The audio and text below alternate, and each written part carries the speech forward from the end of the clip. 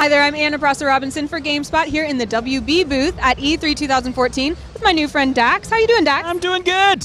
What do you do, Dax? I'm a producer at Rocksteady Studios, North London. It's an easy job. No, it's not. It's really difficult. North London, so you've come a long way to be here. Yeah, but I spent a lot of time in LA working with Warner Brothers, so I'm really used to that flight, and I love this city. It's great.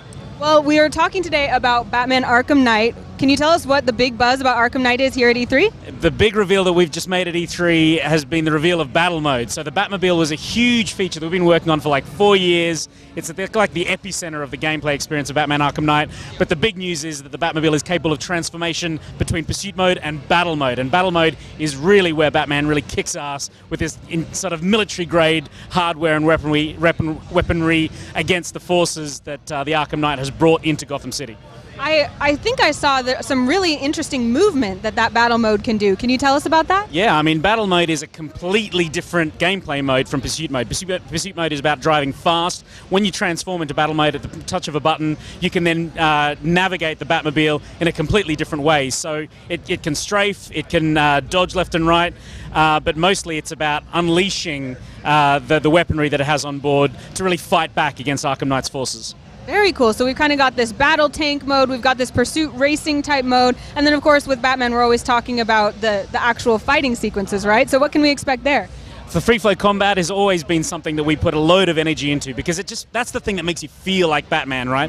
Being surrounded by 20 or 30 thugs, but being in control of that situation. The funny thing is, we then extended that whole philosophy into the battle mode system. So when you're fighting in the Batmobile in battle mode, you'll be surrounded by 10, 20 different tanks or different kind of military enemies, but you're still in control of the situation. There's a load of different gameplay systems we've built in there so that the gamers will feel like that the battle mode experience is just an extension of the free flow combat system that everyone's so familiar with. So we're going to see a lot of the things that we love most about Batman, but just kind of taking a leap forward in terms of our options?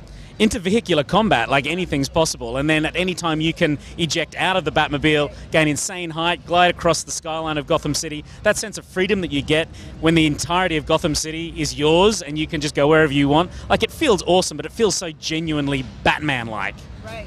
Now, we're working with, newer and more exciting technology in games right now. How has that impacted the development of Batman Arkham Knight? Having the horsepower of next gen was something that we really wanted to use to challenge ourselves to create something new. At the same time, we knew that gamers have been asking us to put the Batmobile in there ever since Arkham Asylum, but to do justice to the Batmobile, you really need to be able to make sure you can drive at insane speed, you can deliver kind of epic destruction as you're driving through the city. We just couldn't do that without the power of next gen, so the timing really worked well for us.